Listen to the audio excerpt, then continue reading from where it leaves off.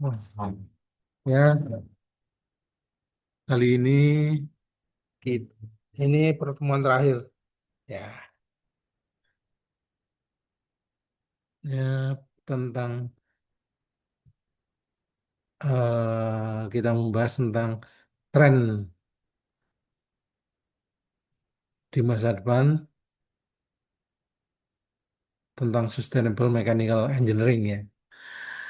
Seperti yang kita bahas sebelumnya, sustainability itu kan eh, memiliki tiga pilar ya, yaitu pilar sosial, pilar,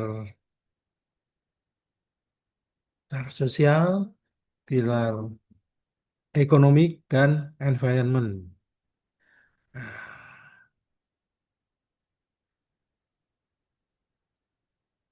dari sisi sosial, sustainability itu ya harus bisa memenuhi kebutuhan kita akan kesejahteraan kita di masa saat ini ya.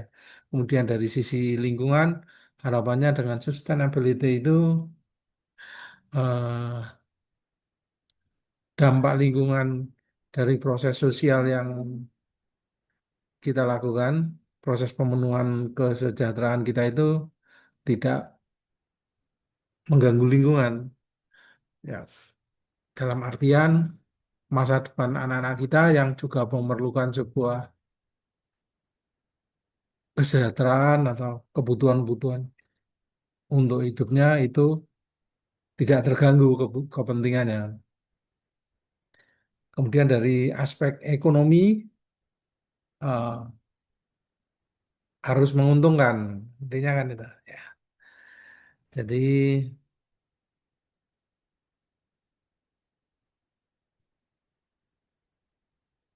ya, jadi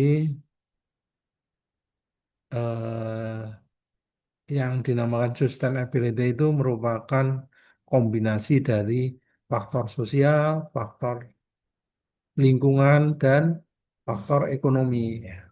Kalau di dalam engineering, ya, sustainability itu ya merupakan sebuah kegiatan pengembangan sistem, perancangan dan pengembangan sistem,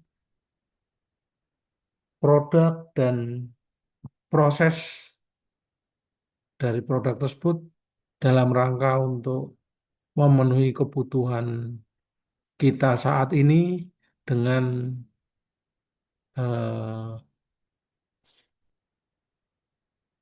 tanpa ada kompromi untuk eh, tetap memberi kesempatan pada generasi berikutnya dalam memenuhi kebutuhan hidupnya nanti.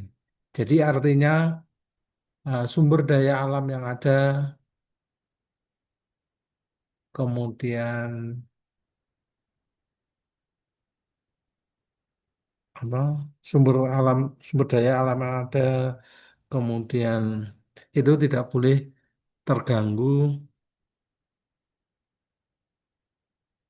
oleh aktivitas kita saat ini. Jadi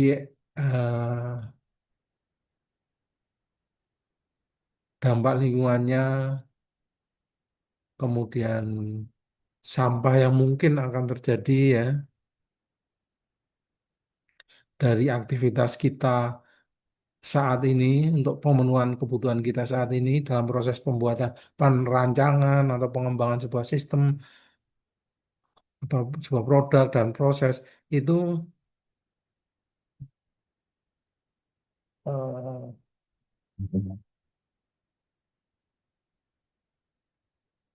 dari sisi sumbernya itu penggunaan sumber daya alamnya itu ya harus optimum. Kemudian sampah yang mungkin ditimbulkan itu ya minimalis ya dan impact pada lingkungannya berkurang atau rendah. Kemudian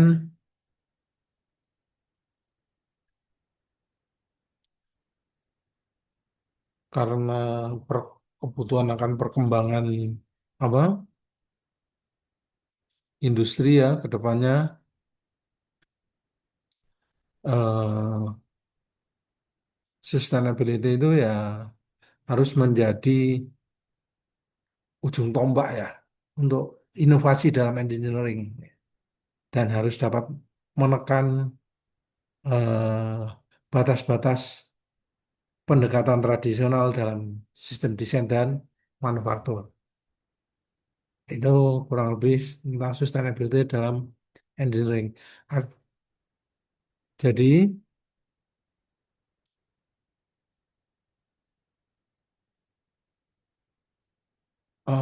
role of materialnya, role of material di dalam mechanical engineering itu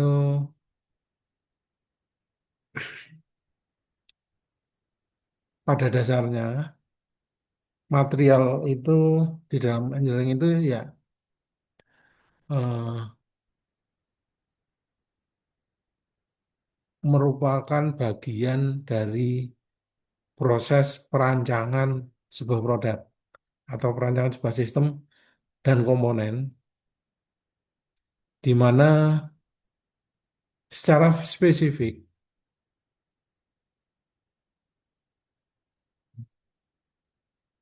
material yang dipergunakan itu berfungsi secara spesifik untuk bermacam-macam aplikasinya.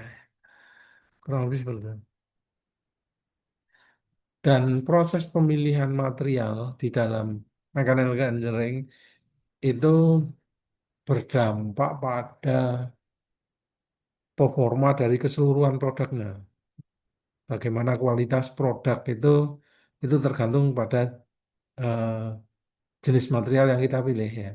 Dari aspek durability-nya atau ketangguhannya, ketahanannya atau ketangguhannya, durability-nya, dari aspek kekuatannya, mungkin dari aspek beratnya, thermal dan electrical conductivity-nya, itu nanti akan berpengaruh pada eh, kualitas dari produk yang kita buat. Nah, jadi material itu pada dasarnya ya merupakan bagian yang sangat krusial ya dalam proses perancangan dan pengembangan sebuah produk ataupun sebuah komponen ya. Dan pada dasarnya kalau material tradisional yang ada seperti metal, plastik, dan komposit itu karakteristik performanya itu sudah eh, anu ya, sudah apa? Mengagumkan ya, sudah memenuhi syarat. Seperti saat ini itu kan plastik itu kan performanya bagus sekali. Bisa segala macam bisa kita bikin dari plastik. Ya. Tetapi dampaknya itu, nah itu yang jadi masalah. Material-material tradisional ini memberikan sebuah konsekuensi pada lingkungan yang kurang menguntungkan. Ya. Seperti plastik itu baru bisa diuraikan oleh alam kan setelah 500 tahun ya. Jadi plastik meskipun performanya itu eh, dalam produk desain atau produk development ya itu tinggi sekali tetapi dampak pada lingkungannya kurang menguntungkan ya. Dan pada seperti metal juga merupakan material yang non renewable kan sumbernya terbatas. Nah, ini kan kurang kurang mendukung konsep sustainability di masa depan. Ya. Sebagai konsekuensinya ya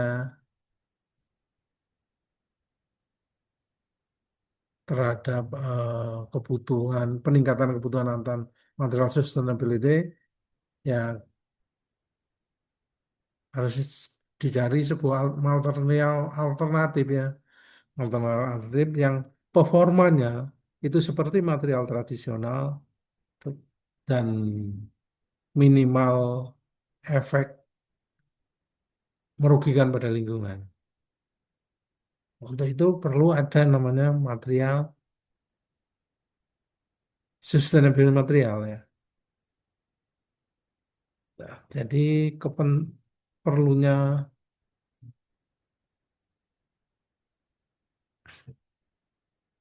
ada perlunya material yang sustainable. Tingkat itu constraint-nya adalah pada dampaknya pada lingkungan ya.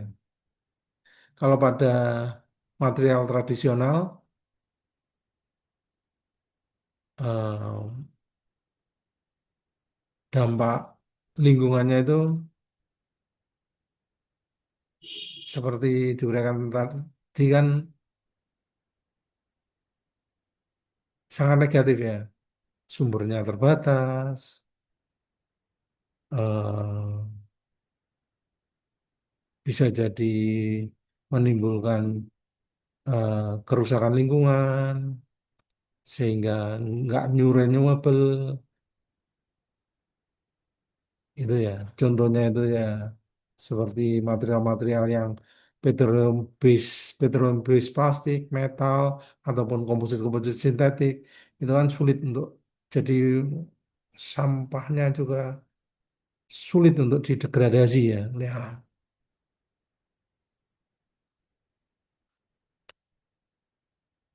Ya, memang dari sisi performanya itu sekarang saat ini terbukti ya material yang tradisional itu bagus, tetapi jangan salah dampaknya pada lingkungan itu yang merupakan sebuah beban bagi lingkungan, baik dari tahap ekstraksi, ekstraksi dari alam, kemudian pemrosesannya menjadi sebuah material dan menjadi sebuah produk di manufaktur maupun saat eh, penggunaannya oleh customer itu juga banyak banyak menimbulkan efek negatif ya. Bisa karena karbon footprintnya tinggi, energi yang diperlukan untuk operasionalnya tinggi ya. Dan di samping itu nanti kalau sudah menjadi sampah, ini juga sering bermasalah seperti plastik itu ya. Baru bisa didegradasi oleh alam kan setelah 500 tahun. Itu kan bermasalah. Jadi produknya kurang ramah lingkungan. Ya,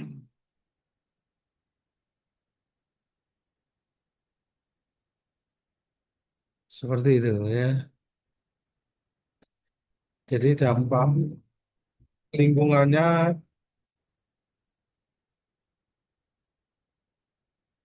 ya besar pada dalam seperti dalam hal polusi plastik seperti saat ini greenhouse gas emission yang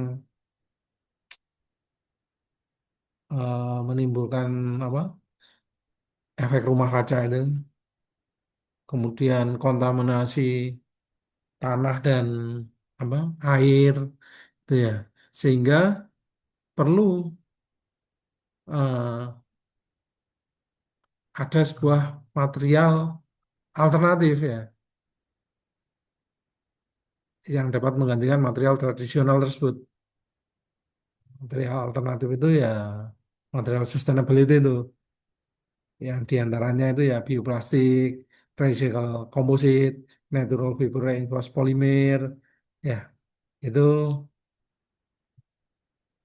beberapa tipe material yang dianggap mampu untuk menggantikan eh, tradisional material tersebut. Pada prinsipnya, klasifikasi dari material sustainability itu dapat kita kelompokkan menjadi biodegradable material, recycle dan recyclable material, bio-based material maupun smart dan self-healing material. Biodegradable material Itu contohnya ya natural polymer ya, natural polymer di mana diturunkan dari sumber yang terbarukan ya. Contohnya ya pengguna penggunaan apa serat-serat alam itu ya seperti bambu, hem, kinal, rami ya. Kemudian matriknya mempergunakan matrik-matrik seperti polylactic acid atau PLA atau polyhidroksil alkanoats ya PHA itu ya. Itu salah satu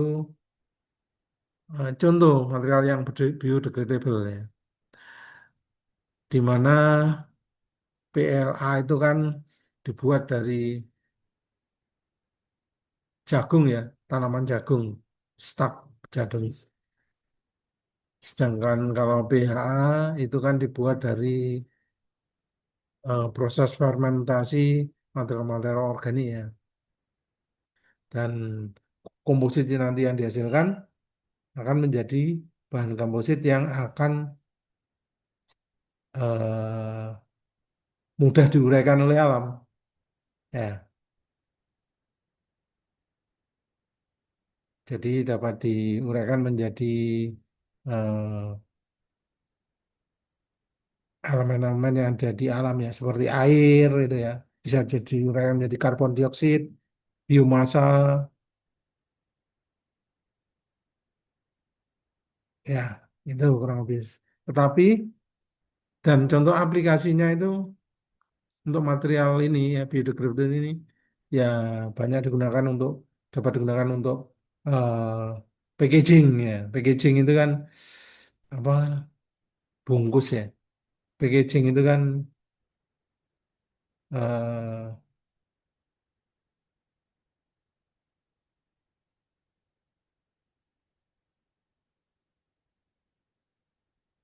apa namanya eh, setelah kita pakai kita buang biasanya gitu. Nah, kalau materialnya itu dari material yang biodegradable ini nah, kita buang menjadi bisa menjadi sampah, jadi sampah. Nah, sampahnya segera dapat segera diuraikan oleh alam sehingga dapat menjadi pupuk katakanlah gitu ya. Itu salah satu keunggulan. Kemudian aplikasi lainnya untuk biomedical ya ataupun consumer good yang lainnya atau household ya. Itu ya. Itu kalau biodegradable material. Sedangkan recycle material itu recycle dan recyclable material itu salah satu contohnya adalah metal. Contohnya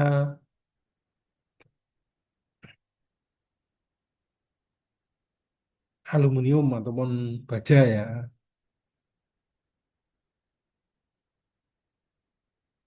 Ini kedua material ini unggul karena dapat direcycle gitu ya. Aluminium pada dasarnya kan eh,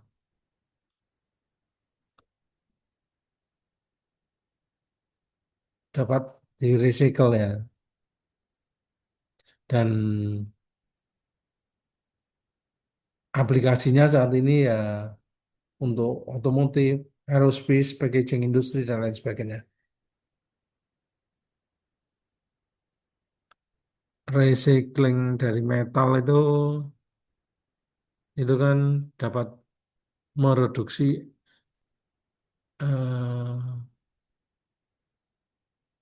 raw material ya, proses energi, konsumsi energi dalam eh, penarikan raw material dari alam. Demikian pula dengan plastik ya. Ini plastik seperti PET, HDPE itu kan eh, dapat direcycle dan biasanya digunakan di banyak industri ya. PET ini umumnya dapat dikonversi menjadi produk yang lain. Nah, itu salah satu keunggulan dari HDPE. Apa plastik PET ataupun PET ya. Sedangkan HDPE biasanya gunakan untuk pipa, mainan anak-anak. Proses recycle dari plastik ini sangat bernilai untuk eh, pengurangan konservasi dari alam, tapi juga mengurangi sejumlah sampah yang kita timbun ya. Jadi proses recycle-nya ini menguntungkan. Jadi bisa juga kita kategorikan sebagai material yang sustainability karena recycle-nya itu lebih mudah. Kemudian klasifikasi yang ketiga adalah bio-based composite. Ya, bio-based composite itu merupakan gabungan dari natural fiber dengan bio-based resin. Ya, natural fiber itu bisa berupa hemp, flak, bambu, koton, dan lain-lainnya. Itu natural fiber. Sedangkan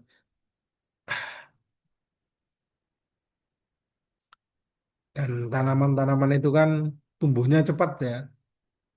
Kayak bambu itu kan cepat sekali tumbuhnya dan berkembang biaknya. Itu kan menjamin keberlanjutannya. Sumber yang renewable ya.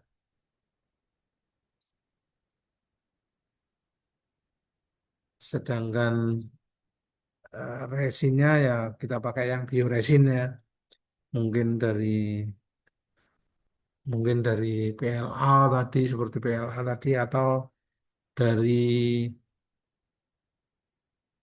apa yang lain. Mungkin apa rumah semut itu kan juga bisa jadi resin. Itu kan biobase. Dengan aplikasinya itu saat ini sudah sangat luas ya biobase komposit itu. Baik di otomotif, aerospace maupun dunia konstruksi ya. Itu banyak digunakan. Hal ini karena salah satu keunggulannya adalah perbandingan berat dan kekuatannya yang cukup tinggi dan sehingga mampu mengurangi bahan bakar yang diperlukan ya. Kalau mobil sangat ringan itu kan eh, kebutuhan bahan bakarnya kan rendah. Jadi secara keseluruhan itu peningkatan energi. Ya.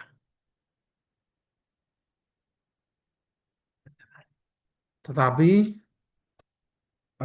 hingga saat ini pemanfaatannya biobase composite itu kalau di dunia untuk otomotif ya masih untuk secondary structure ya seperti panel-panel interior, eh, dashboard, ya kursi, struktur kursi itu ya.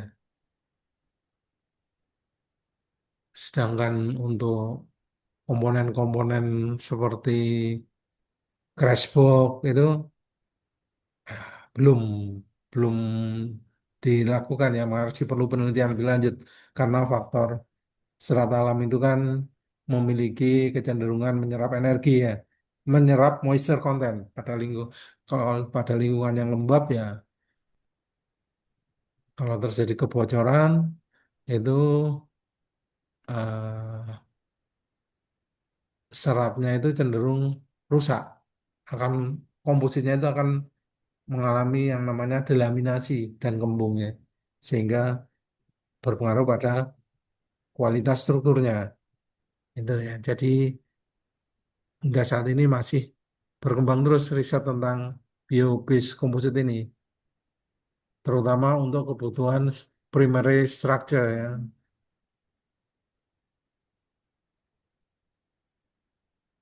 gitu. Kemudian kata klasifikasi yang terakhir adalah smart dan safe healing material ya.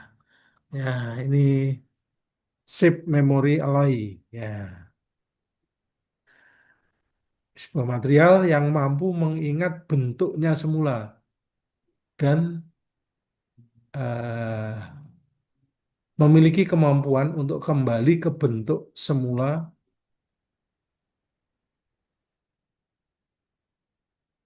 bila kondisi lingkungannya berubah. Katakanlah temperatur ya. Contoh ekstrimnya itu terus sepatu itu kan sekarang ada yang pakai memory foam ya. Nah, itu salah satu contohnya shape memory material. Ya. Dan kemudian ada lagi self healing polymer. Nah, ini juga salah satu bentuk smart material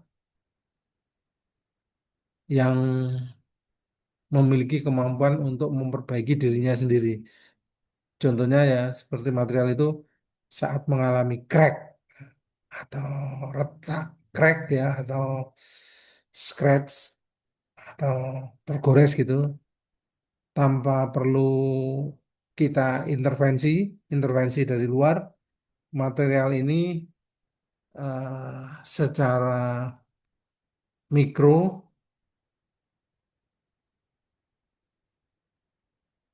memberikan respon pada kerusakan tersebut. Dia bisa menutup cracknya sendiri. Ya, jadi memperbaiki dirinya sendiri. Biasanya itu digunakan untuk pengecatan komponen-komponen struktur dan produk-produk konsumen yang eh, tentunya akan meminimalisasi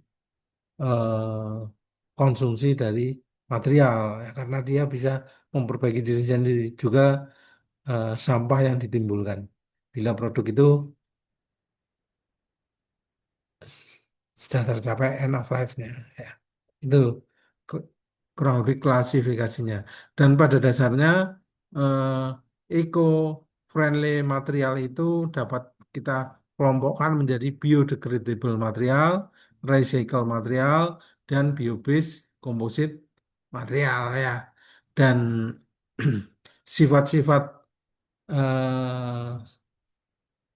eco-friendly material itu ya dari sisi itu ya meliputi strength, kekuatan dan ketangguhannya, strength and durability-nya, thermal and electrical conductivity-nya, corrosion resistant dan chemical stability, cost effectiveness and feasibility dalam mass production ya. Strength ya. Strength itu kan kekuatan ya. Kalau di dalam kekuatan itu dalam mechanical engineering kan sangat krusial ya, merupakan kebutuhan pokok ya, kebutuhan yang utama ya dalam aplikasi di mechanical engineering ya. Di mana strength itu kan merupakan kemampuan material ya untuk tidak failure, tidak rusak ya kan gitu ya. Nah, ah, kalau durability itu kan seberapa mampu material tersebut untuk tangguh, bersifat tangguh ya. Itu. Ulet ya, Pak Hadi Ulet berarti. ya, ulet tangguh. Jadi fatigue strength-nya tinggi. Ulet Dan lentur. ya.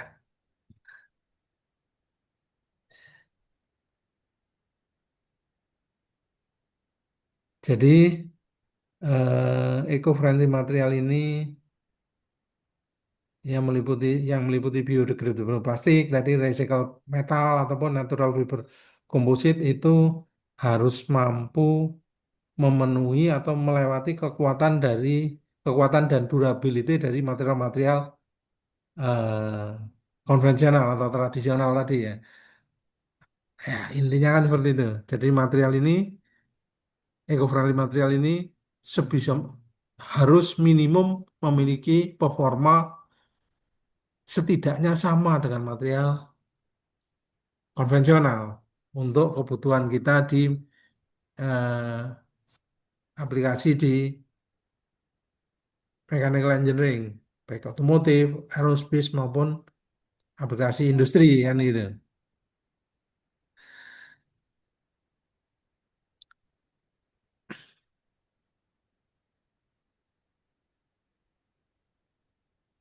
Kalau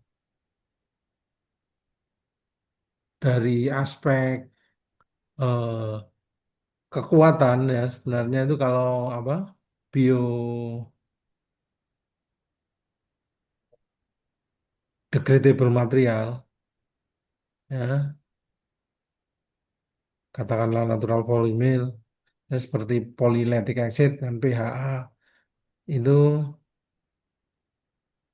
kekuatannya kan tidak terlalu tinggi ya tingkatnya hanya menengah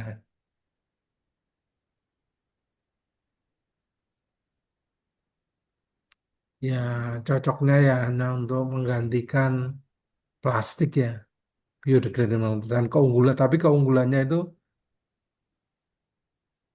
ya seperti PLA itu kan seperti plastik ya tetapi keunggulannya dia ramah lingkungan mudah didegradasi oleh lingkungan maksudnya dapat mudah untuk diuraikan oleh lingkungan tetapi kalau PLA itu kita kombinasi dengan serat gitu ya nah itu kekuatannya bisa meningkat ya, jadi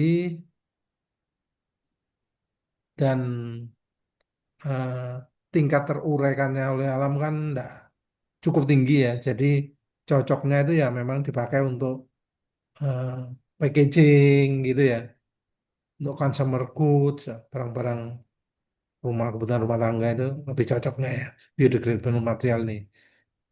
Ya. Sedangkan kalau material recycle ya, contohnya aluminium, steel itu ya, itu eh, strength dan durability-nya cukup tinggi ya, sehingga ini lebih cocok untuk otomotif atau aerospace industri ya.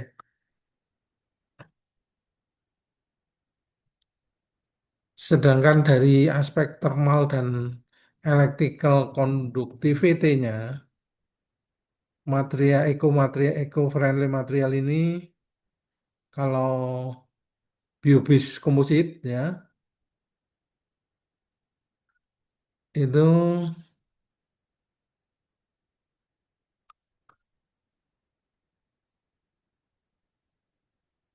cukup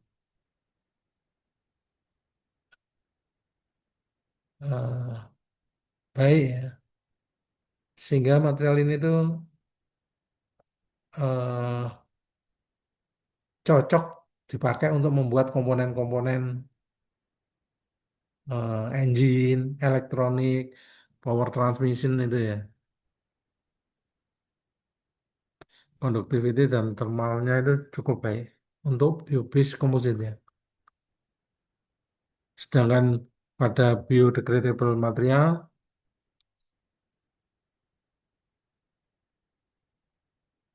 itu biasanya itu konduktivitasnya rendah, konduktivitasnya rendah ya. Sehingga biasanya biodegradable material itu dimanfaatkan untuk secara terbatas ya, pemanfaatan secara terbatas untuk heat transfer ya. Sedangkan untuk recycle material seperti metal, ya aluminium, recycle copper, recycle steel itu memiliki thermal dan konduktivitas yang relatif tinggi sehingga biasa digunakan untuk electrical wiring ya kabel-kabel elektrik itu Kemudian ya salah satunya itu. Sedangkan pada biobase itu biobase komposit, natural fiber komposit itu ya, eh, biobase resin dengan natural fiber. Nah, itu bisa.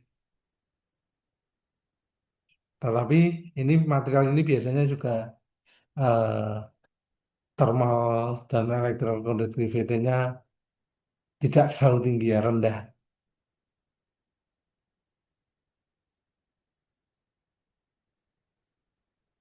Ya, dan itu. Sedangkan kemampuan korosi, kemampuan menahan korosi dan korosi dan struktur kimianya, kalau pada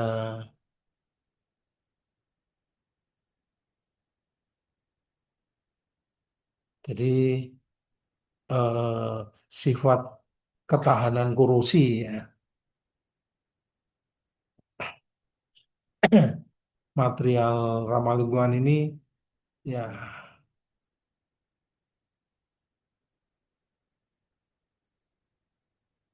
ya intinya itu ya harus minimum sama dengan material tradisional tadi ya. Kalau pada biodegradable itu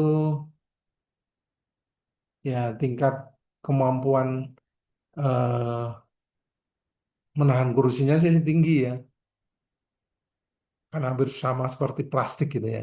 Dia tahan korosi itu. Tetapi perlu diingat bahwa serat alam itu tidak ramah pada uap air di lingkungannya ya. Sehingga ya kalau biodegradable material ini dalam hal corrosion resistant dan chemical stability-nya itu ya hanya cocok kalau dipakai untuk produk-produk yang usianya pendek ya, seperti packaging tadi yang setelah kita pakai untuk membungkus sebuah produk, kemudian kita buang ke tempat sampah, akan segera dapat diuraikan atau didegradasi oleh alam baik di dalam tanah ya, itu diuraikan oleh bakteri di dalam tanah. Sedangkan kalau material recycle ini seperti aluminium dan baja itu pada dasarnya ya steel ya, stainless steel ya. Aluminium, stainless steel itu pada dasarnya ya apa memiliki tahan korosi yang cukup tinggi ya. Seperti yang dimanfaatkan untuk coating ataupun untuk paduan ya.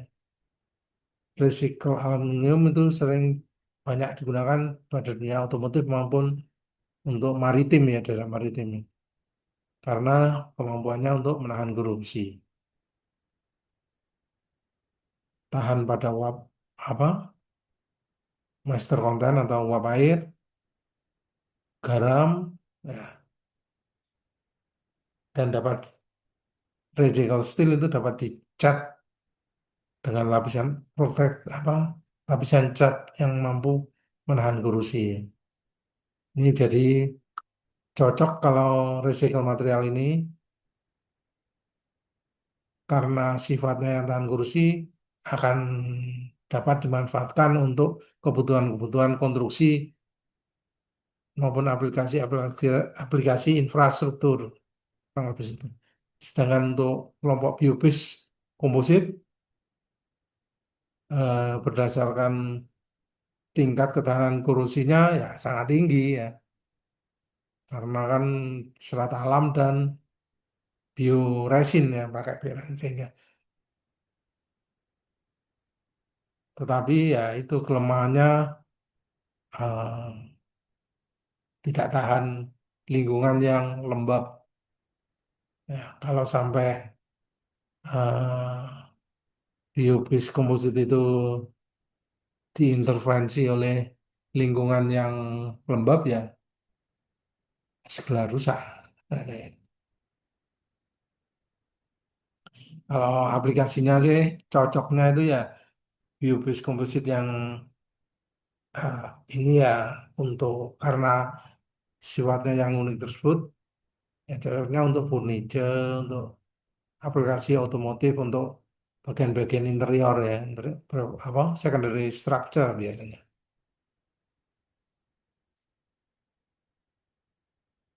Dan biaya,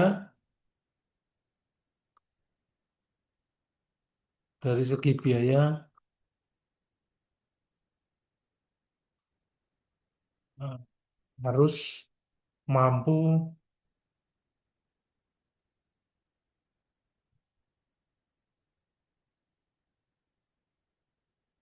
apa diproduksi secara efisien ya dan visible untuk mass produksi. Ya, kalau material tradisional itu kan sudah jelas ya mampu untuk di mass production ya. Nah, untuk eco-friendly material ini masih perlu banyak usaha untuk eh, banyak usaha riset ya untuk menghasilkan produk-produk massal yang berbiaya rendah ya karena ya kalau besi kalau apa namanya material tradisional ya itu kan bisa kita machining untuk bikin produk kan bisa kita machining sehingga lebih murah kan. Nah, kalau material-material yang ramah lingkungan ini ah, itu kan harus kita bikin cetakan ya. Sifatnya itu customize sehingga biayanya masih relatif cukup tinggi. Mungkin itu salah satu kelemahan material ramah lingkungan ini.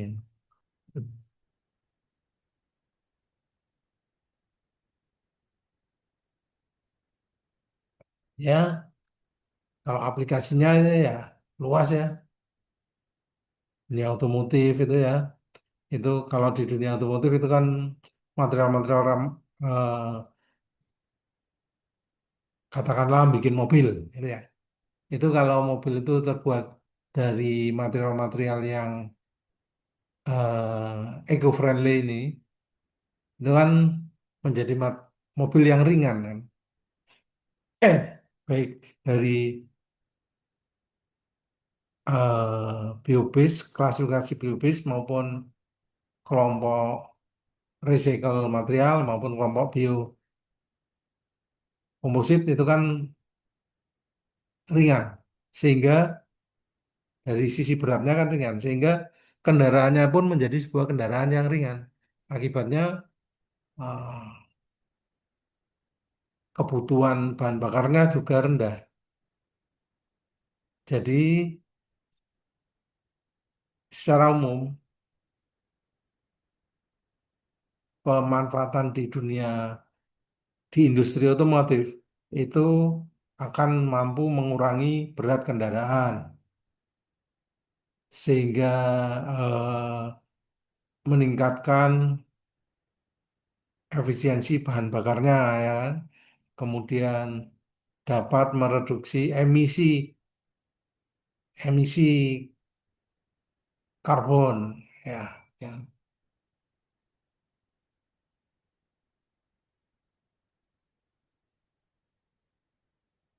Contoh-contoh produknya itu kalau di produk di industri otomotif itu ya contohnya itu komponen interior ya seperti dashboard, door trim itu saat ini banyak mempergunakan material-material seperti komposit ramah lingkungan ya, komposit serat alam.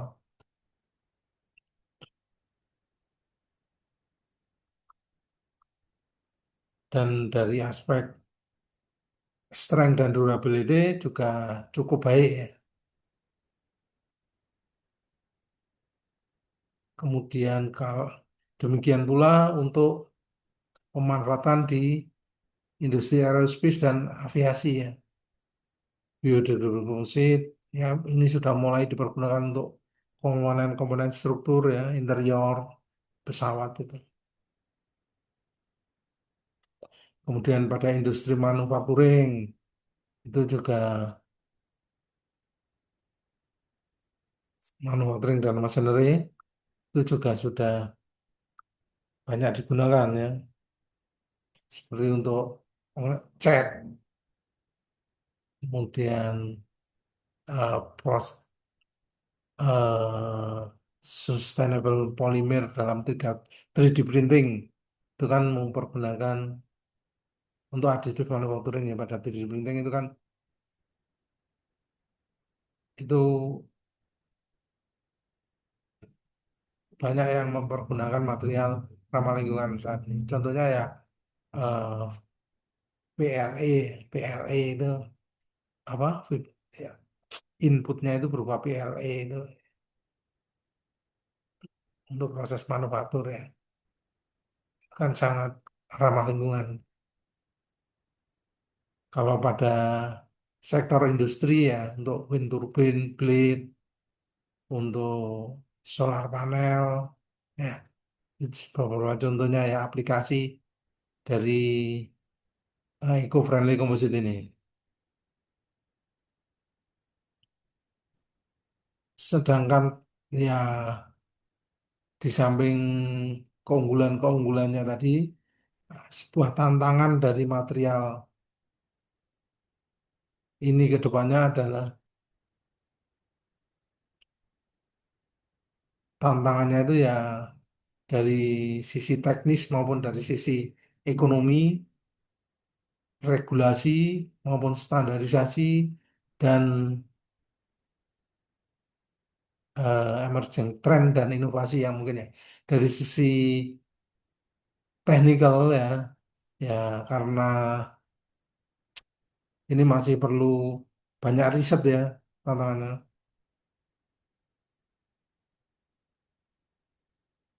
dari aspek sebagai contoh ya untuk biodegradable polymer atau bio-based composite itu kekuatannya kan relatif rendah ya kekuatan secara mekanikal maupun durability-nya.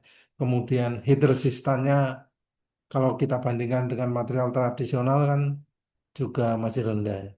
Sehingga dari aspek teknikal dan ekonomi ini ya masih perlu riset untuk bagaimana membuat material tersebut memiliki strength dan durability yang lebih baik daripada material tradisional.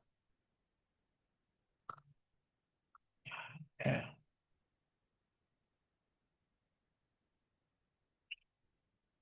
Demikian pula dalam hal eh, secara ekonomi ya, kos produksinya itu ini material alternatif ini masih cukup tinggi ya kalau kita bandingkan dengan material tradisional.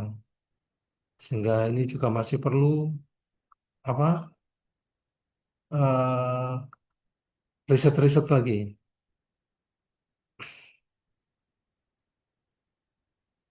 Di samping itu masih perlu legislasi ya, regulasi-regulasi dan standarisasi-standarisasi pada material ini sehingga eh,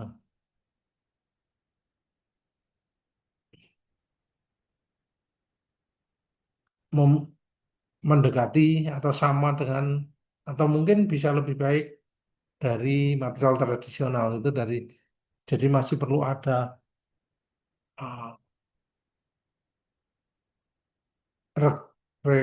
standarisasi karena hingga saat ini kan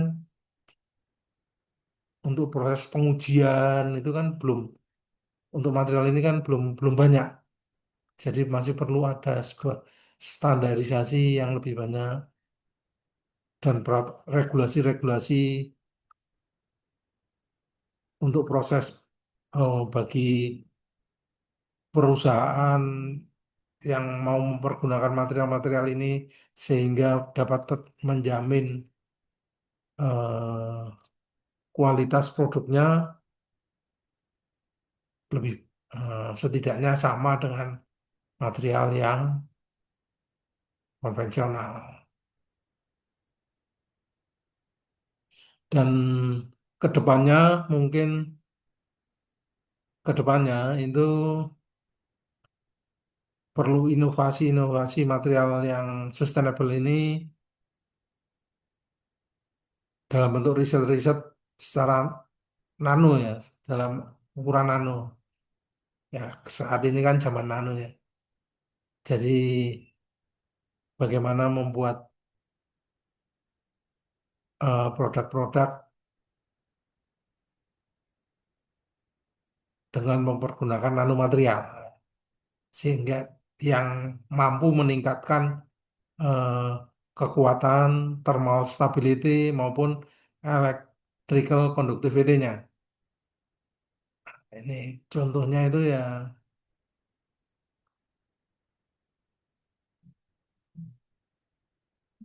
contohnya itu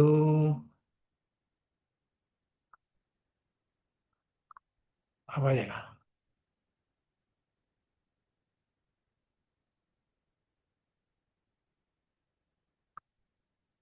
Contohnya itu ya yang nanomaterial itu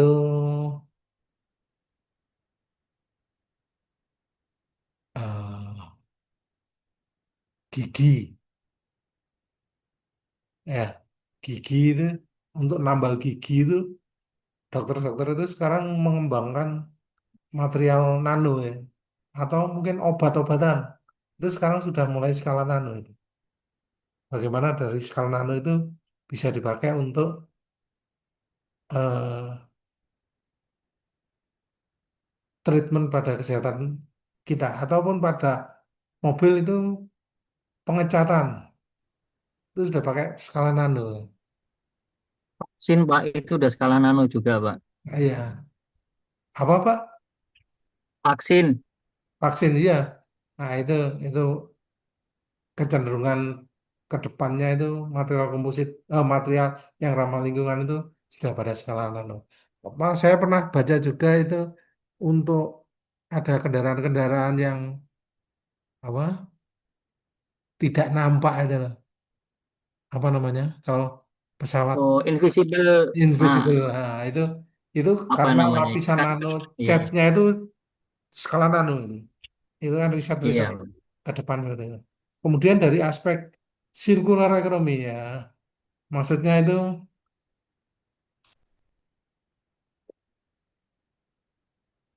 menjadi solusi inovasi untuk pertumbuhan untuk apa? eh, Bahwa material yang kita pakai untuk bukan material, resources yang kita pakai untuk kesejahteraan kita saat ini itu tidak punah, gitu, tidak menjadi scarce atau menjadi langka, sehingga Hmm. generasi berikutnya itu tetap bisa memenuhi kebutuhannya dengan memanfaatkan sumber daya alam yang seperti kita nikmati saat ini. Nah, itu maksudnya circular economy. Jadi secara apa? Katakanlah kalau kita pakai bambu, bambu itu kan tumbuhnya cepat ya. Setelah kita pakai bambu pohon bambunya hampir habis, dia akan segera tumbuh lagi bambu itu ada di bumi ini. Sehingga nanti anak cucu kita kalau masih membutuhkan bambu, material tersebut masih tersedia. Itu maksudnya salah satu maksud Oh, dari iya, iya, circular iya, economy. iya. Mungkin seperti itu ya. Nah, kemudian ini adalah apa? Studi kasus ya, sustainable material in automotive industry ya. Ini ya kontribusinya besar ya untuk apa? pengurangan emisi karbon, dan salah satu strateginya itu penggunaan sustainable itu ya dengan biobased komposit di dalam manufaktur kendaraan seperti yang dilakukan oleh BMW ini ya. Ini BMW itu mempergunakan itu apa biobased material itu untuk macam-macam, untuk interiornya, untuk komponen-komponennya ya. Dan itu ya harapannya improve fuel efisiensi, reduce emission, dan promote circularity ya, economic circular tadi ya. Ya, ini contoh problemnya itu seperti ini ya, seperti yang ada di jurnal yang saya share kemarin ya. Ini dari jurnal yang saya share. Jurnal yang pertama, Pak. Ya, Ya. Tapi kalau saya baca, Pak, yang di situ kalau nggak salah untuk taraf ekonomi masih dipertanyakan. Jadi ya kayaknya memang kalau soalnya untuk kelas BMW aspek masih iya. ya soalnya kan apa namanya ya masih proses kan itu butuh riset ke depannya. Iya, Nah, soalnya kan untuk bikin biokomposit atau itu apa alternatif material ini itu nggak murah. teknologinya kan belum berkembang, belum belum Ya, sepenuhnya kita apa berkembang dengan pesat ya, masih dalam proses untuk menuju baik ya. Kalau pada material tradisional, katakanlah kita mau buat material kan bisa kita machining ya. Tapi kalau dari komposit kan susah, masih betul. minimalis untuk melakukan machining. Kenapa? Kalau kita machining, kemudian seratnya itu, katakanlah pakai serat alam ya. Serat alamnya itu terekspos oleh lingkungan ya. Maksudnya tidak tertutupi oleh resinnya ya. Nah, serat alam itu kan akan menyerap uap air dari luar. Akibatnya apa? Serat alamnya itu akan terisi uap air, akhirnya kembung.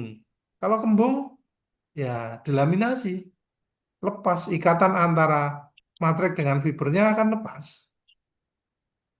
Oh Nah, iya, itu kan butuh sebuah teknologi bagaimana mengatasi kelemahan-kelemahan tersebut. Dan itu kan otomatis kan kalau kita membuat komponen dari material-material yang ramah lingkungan ini, itu kan harus dilakukan proses pencetakan kan. Apa jenenge? eh Casting kan. Nah, itu kan jadi testing ya. mahal, biayanya mahal. Kan lebih murah kalau pakai material tradisional yang tinggal kita machining kan. Raw material kita machining Iya. menjadi sebuah produk. Ya toh? Itu salah satu alasan mengapa ini masih harus kita kembangkan, masih terbuka luas untuk penelitian-penelitian bagaimana mengefisienkan secara ekonomi, sirkular ekonominya. Gitu. Berarti secara logika gini ya Pak, kalau misalnya dia bisa dibuat skala nano kayak serbuk dan lebih Hmm. kecil lagi, maka akan lebih mudah Ya. untuk jadikan casting ya Iya, Pak ya. iya, seperti itulah. Kurang lebih itu. Iya. Ya. Tetapi pada ya ini ya, mungkin ini bisa dibaca sendiri ya. Ini contoh studi Iya, iya, kasusnya Pak. kan ada di papernya itu. Kurang lebih seperti ini ya. Tujuannya kan ini untuk mengurangi berat kendaraan, untuk apa? Memperendah dampaknya ya, untuk meyakinkan bahwa material alternatif tersebut memiliki performa dan standar keamanan bagi industri otomotif ya, yang sama dengan seperti sebelumnya.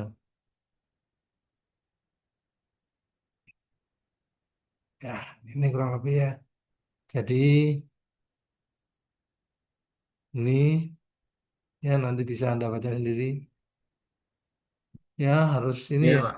implementasinya material setting, proses perancangannya, supply chain ini kan harus apa namanya eh, material selection. Nah ini berarti kan PMB itu harus apa bekerja sama dengan perusahaan-perusahaan yang apa yang spesialis di bidang eh biobase material katakanlah gitu ya, yang cocok untuk kendaraannya dan pengujiannya, proses pengujiannya itu dalam hal kekuatan maupun durability itu harus memenuhi standar industri otomotif ya. Masih harus kembangkan. Demikian pula dalam proses perancangan, tentunya harus menyesuaikan ya perancang desain-desainnya itu harus apa? eh, Menyesuaikan kemampuan proses produksinya kalau mempergunakan material yang ramah lingkungan ini. Ya, ya. Mungkin itu dan harapan yang pada BMW ini kalau dari paper itu kan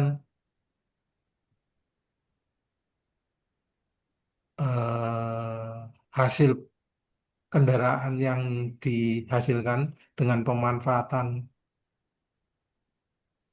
material alternatif itu dikatakan berkontribusi 20% mengurangi emisi karbon dari kendaraan yang selama operasi. Kemudian beratnya juga lebih turun hingga bahan bakarnya menjadi lebih efisien. Kemudian dari eh, aspek biaya, ya karena ini sebenarnya ya masih lebih mahal daripada material tradisional ya. Tapi kalau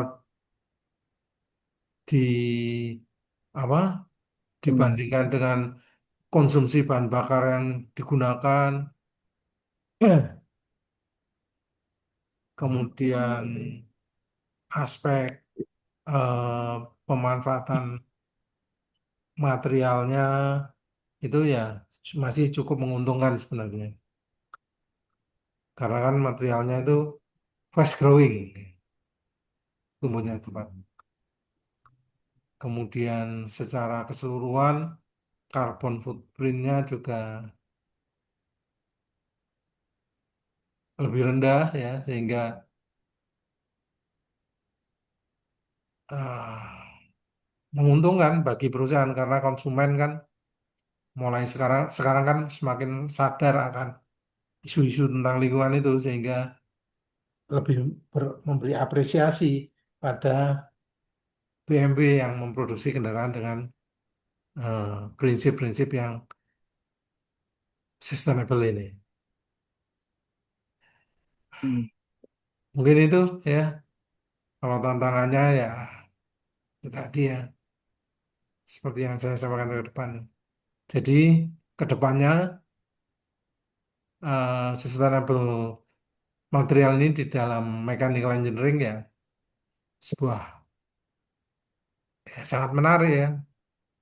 Masih banyak terbuka peluang untuk melakukan riset ya sebagai material maju atau kemudian bagaimana bila kita integrasikan dengan circular economy masih perlu banyak inovasi-inovasi teknologi dalam proses manufakturnya. Kemudian perlu kerjasama antar banyak negara untuk menghasilkan standar-standar pengujian maupun standar-standar material ramah lingkungan yang mendukung performa dari produk yang dibuatnya dan impact sosial, impact ekonomi, environment dan sosialnya lebih baik. Harapannya seperti itu.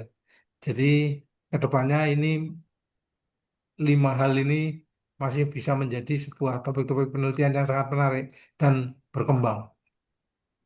Begitu mungkin yang bisa saya sampaikan hari ini. Terima kasih. Iya, Pak. Gimana? Mungkin ujiannya sampai sini aja ya. Wah, Ya, santai aja. Ya, Tugas-tugas kita banyak.